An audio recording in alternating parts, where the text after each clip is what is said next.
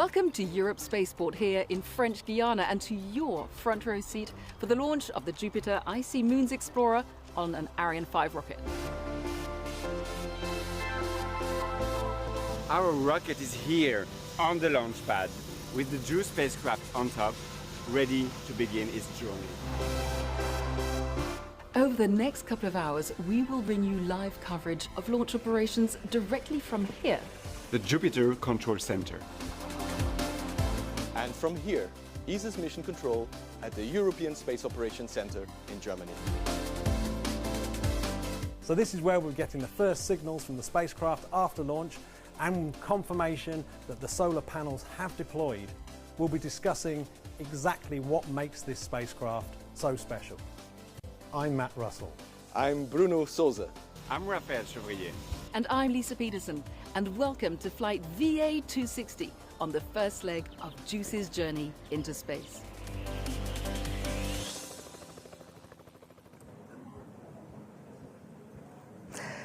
There she is, the Ariane 5 rocket standing tall on her launch pad here at Europe's spaceport in French Guiana, with her single passenger today, the Jupiter Icy Moons Explorer.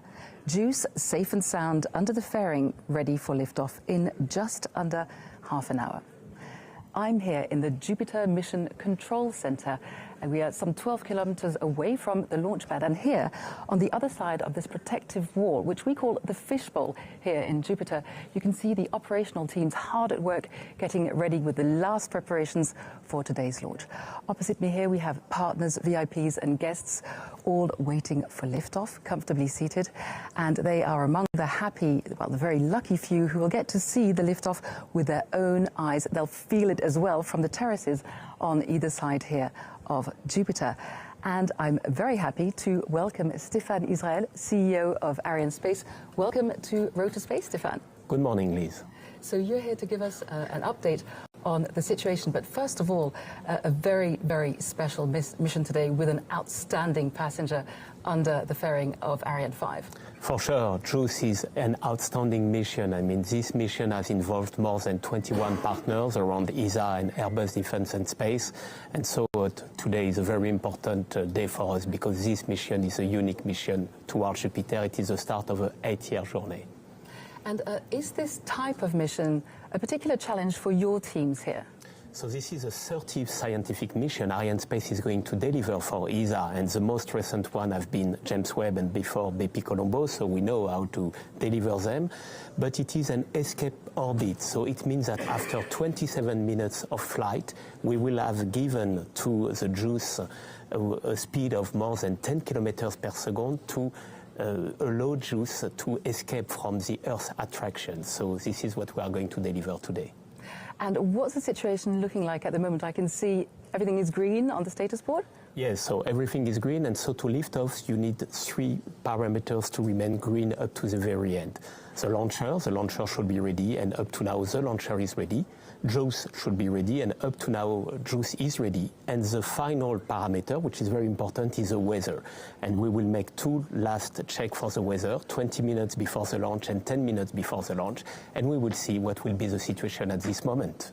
Thank you so much, Stéphane. I'm going to let you get back into the fishbowl where you're heading up the flight desk, and we'll speak to you right after separation. Thank you so much. Thank you, Liz. So, of course, launch operations are underway here, final preparations, but some 7,500 kilometers away, over the Atlantic, in Darmstadt, Germany, at the European Space Agency's mission control. The operational teams that are going to take over control of the spacecraft once it's separated from the mothership are on standby. And we're going to go straight over to Darmstadt and hear how things are going over there. Over to you, Matt. Thank you, Lisa, and hello to our watchers. Welcome to ESOC, the European Space Operations Centre facility here in Darmstadt, Germany, in the heart of the Mission Control Centre of Operations. My name is Matt Russell, and I'll be your host for this second half of this really special JUICE broadcast. And behind the glass here, we have our resident expert, Bruno Souza, who is a Deputy Flight Director for JUICE. Hello, Bruno. Can you give us an update of what's exactly happening now in the mission control? Thanks, Matt. Everybody's getting goosebumps over here. Just a few minutes ago, Flight Director Andrea Komatsu gave us a roll call, and I think we have footage of that, and we're going to show it to you right now. To all stations, this is Odi on the briefing loop for the roll call of the JUICE mission. Please reply to my call with your call sign and status go or no go. OM. OM. Go. SOM. SOM go. Data handling. Data handling go. AOCS. AOCS go. Platform. Platform go. Flight dynamics. Flight dynamics go. Project rep. Project rep go. Project support. Project support go. Softcode. Softcode go. Software support. Software support go. S-Track. S-Track go. Scheduling. Scheduling go. Thanks. This completes the roll call for JUICE. We are go for launch. So we're all ready for launch, just waiting for the rocket to get out of the launch pad. Back to you, Matt. As you can see, everything's ready for launch. Over to you, back over to you, Lisa, in Kourou. Very much, Matt. And it was great, actually, to see people whooping here as they heard that everything is ready to go. So we heard it from ESOC. Operational teams are ready over there. The spacecraft is ready here in Kourou. But what about JUICE? Well, I'm with Mihaela, and you're going to tell us from ESA, and you're going to tell us how is JUICE doing? Is JUICE ready? Morning, Lisa. Yes, JUICE is ready. As the project team, we are still ready. It has been years since we have been waiting for this moment, and we are all very excited. As we speak, my colleagues are a few kilometers away in LBC control room, and yesterday evening at 7:15 p.m., the satellite has been switched on, and together with the flight operators, we are closely monitoring it as we speak. It has been quite an intensive launch campaign, but we are in excellent spirits, and we are excited to watch JUICE starting its journey today towards Jupiter and its icy moons as planned. Fantastic. You say as planned because your role is schedule controller, huge responsibility. Does that mean you're in charge of making sure it takes off as planned? Part of my responsibility, yes. But when you speak about scheduling in the agency, it's not one person's job. Actually, it's a team exercise. And thus, the JUICE project team, we are so schedule-oriented. We have a strong planning mindset. And if you take a step back and you look at the impressive mission we are seeing today, you have 10 state-of-the-art instruments, you have an impressive spacecraft, you have the most large solar arrays ever flown for an interplanetary mission, 85 square meters. Then you translate all this information into milestones, you understand how much work it takes and how much excellence in project management. Mihaela, when we spoke earlier, you told me this is 8 years of your professional life. How are you feeling today in a nutshell? I'm so excited because, honestly, for me, JUICE is my entire career in the agency. I was shortly assigned to this mission when I joined, and I am exceptionally proud to be part of this team. And I want to say have a good launch to all my colleagues here on the spaceport, my colleagues watching now in ASTEC, my colleagues in ESOC, which are working, and my colleagues in ESAC. Have a great launch, everyone. We all worked hard for it, and we all deserve it. You absolutely do. Thank you so much for being with us, Mihaela. And so, as Mihaela was saying, so many years of work for her teams, for teams around the world. So we're going to take a look at their achievements, and we're going to meet our passenger in this next film.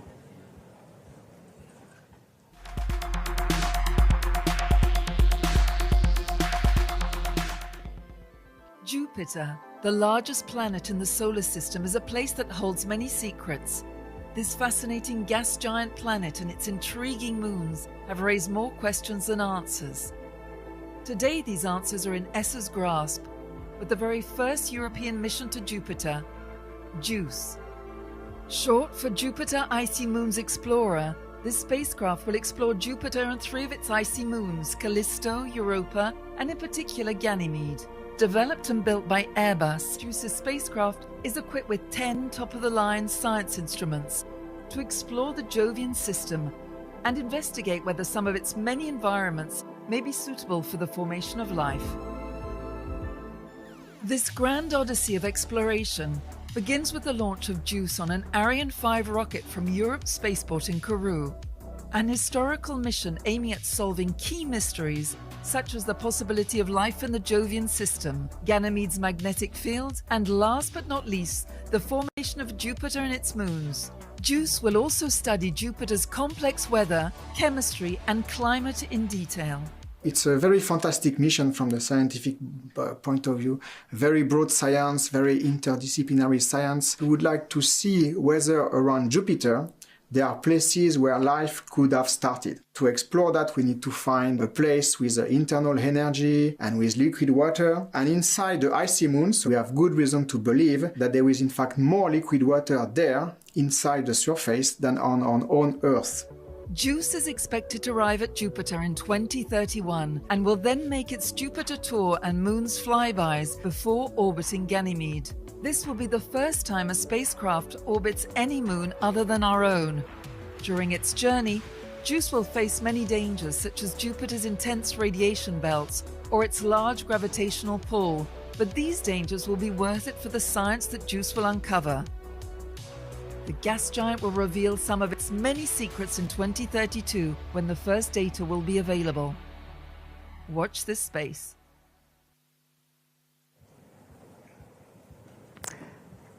And back to us here in Kourou. So, talking about explorers, we have two of the faces of space exploration with us here today.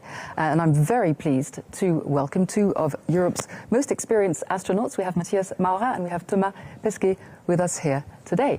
So my first question is for you, Matthias. It's all very well, sending JUICE out there, but when we go out there to space, send, spacecrafts like JUICE, what does it bring us back here on Earth? I think at the beginning of everything is the human curiosity. We humans, we want to understand. When we fly to space, we want to understand and learn. It's also applicable in science and technology in general. And once we understand, we want to translate it into applications, see like how can we make our life on Earth easier, better, with the knowledge that we gained in space. And so all the stuff that we do in space, it directly feeds back into applications. Just looking at the huge solar panels of the probe, 85 square meters. It's like today we are talking about green energy to have life on Earth more sustainable. Without solar panels developed for space and then spin off onto Earth applications, this transformation in energy for Earth applications would not be possible. And sometimes it takes longer, sometimes the application will come years after the science has been done. So thanks to Einstein's relativity theory, we have now the best navigation system in the world, the Galileo system, and everybody can use this with a mobile application in their hands. Thank you very much. So we're sending JUICE out on its journey today, but what about the upcoming destinations for human space exploration? Yes, so we humans, we can unfortunately not yet travel such large distances to Jupiter. So we fly to low Earth orbit, the International Space Station, and once this will end, we will continue with new, more modern platforms. But then we also continue exploration. We are part of the Artemis program. ESA is an essential part of NASA with the European Service Module. So we will be flying to the moon, and Thomas and I and our colleagues from the astronaut corps, we are dreaming of flying the first Europeans to the moon, being among them, hopefully stepping also on the planet. And it shall be a continuous presence on the moon. And on moon we will learn a lot for technology that we spin back to Earth applications, but we will also learn for later on for missions to Mars.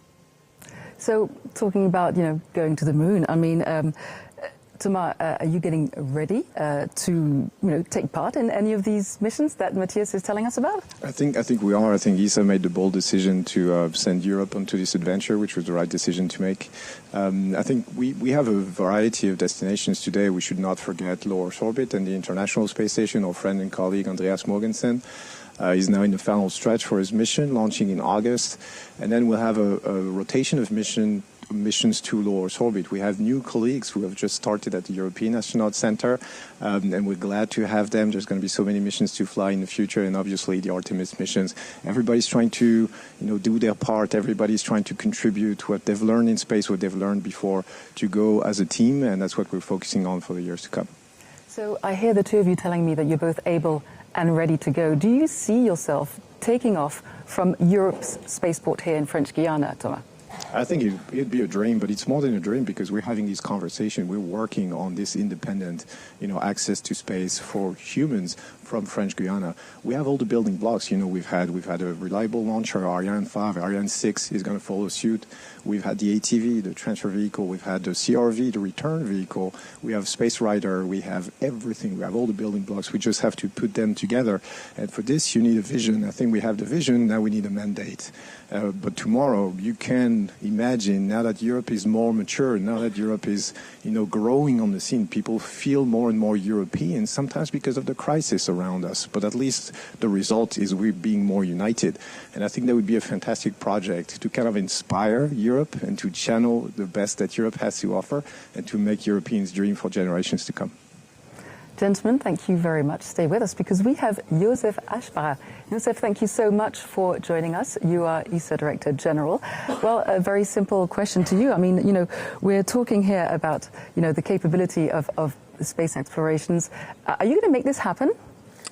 Human space exploration, of course. I mean, it needs a lot of people to make this happen, but of course, my job as Director General of ESA is to make sure that the discussion takes place and that we have a discussion in Europe and preparing decisions in order to make this happen.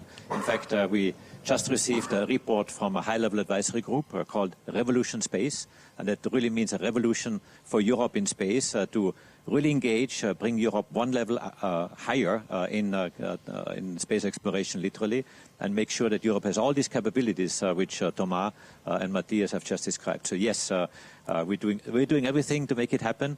But Lise, today we're here in front of the screens of JUICE. Let's talk about JUICE because that's such an exciting mission. Thank you so much, Joseph. Thank you, Thomas. Matthias, thank you very much for being with us. It was a pleasure. Thank you. So for those of you who are joining us, we are just under 12 minutes to liftoff. And I'm here in Jupiter Control. We're about to see Ariane 5 take off with JUICE under its fairing, heading for Jupiter. And I am here with Raphaël Chevrier from Arianespace. Raphaël is going to take us through every step along the way of this mission. Welcome to Road to Space, Raphaël. Hello, Lise.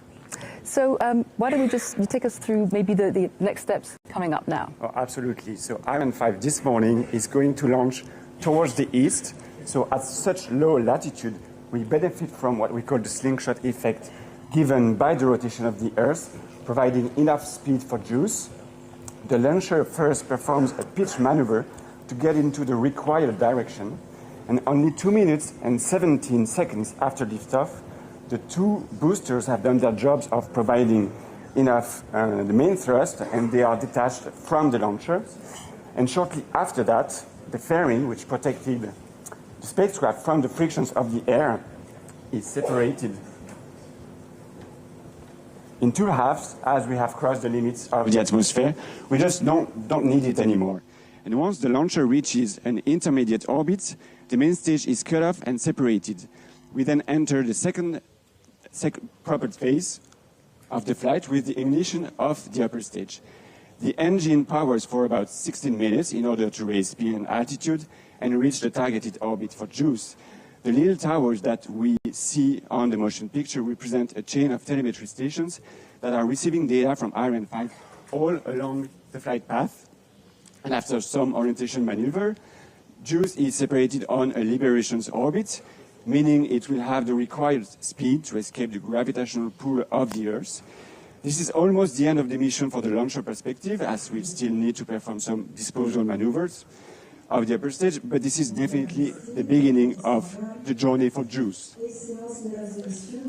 ESA teams will use the North Sea ground telemetry stations in Australia to acquire signal from the spacecraft and take full control of it.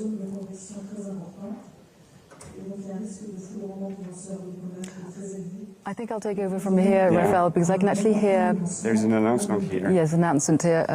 We're bringing you this information live. I'll actually listen to what's being said in French and I'll come back to you and translate. Sounds like we're heading for... There is a risk of lightning right here. Yes, a weather. The weather is quite challenging. Right, it's been announced. So Marianne Claire has just announced that we're going to halt the launch operations for now, for today, due to weather conditions. But what does this mean, Raphael? So it means that we usually check whether it's, the winds at high altitude, the winds in the vicinity of the launch pad, and also the risk of lightning. This is the latest criteria that it's not suited for a launch today. Unfortunately, this is out of our control, but it also reminds you that we don't take any risk when it comes to launching a satellite into space. Absolutely. So as Raphael was saying, it has been announced that for today, the liftoff is going to be postponed. Of course, our passenger is safe and sound under the fairing, and we'll, of course, be bringing you all the information on a new date as soon as we get it. We have Stéphane Israel, who is going to come and make an announcement to us right now. Stéphane, welcome back. So yes, thanks. Faster than we had imagined. Yes. But it's beyond our control, right? Yes, for sure. You know, it's part of our business, and what is important is when you lift off, you must make sure that all the parameters are green. Again, the launcher was okay, JUICE was okay, but the final checks made by CNES on the weather were not okay. You have two reasons not to lift off: high altitude winds or risk of lightning. The high altitude winds were okay. There was a risk of lightning, so now you see red on the screen. What is important is that the launcher and JUICE are in stable configuration and in full security. We will be back tomorrow morning, a few seconds before we aim at lifting off at 8:14 Washington time, 9:14 Guyana time tomorrow morning. Well, there we go. So Stéphane has actually given us the news here live. So the next date is tomorrow morning, and of course we're going to just bring that time forward by 1 minute. We were due to take off at 9:15. It's going to be 9:14, as you said. Exactly. So we will see you all tomorrow at more or less the same time, and we'll hope that the weather is going to be more clement tomorrow. A little bit of patience, and it will be okay tomorrow. Yes. Well, thank you very much, Stéphane, and be assured that JUICE is safe and sound under the fairing. It's just going to have to be a little more patient. Another 24 hours, let's hope. And that's it from us. Thank you, Stéphane.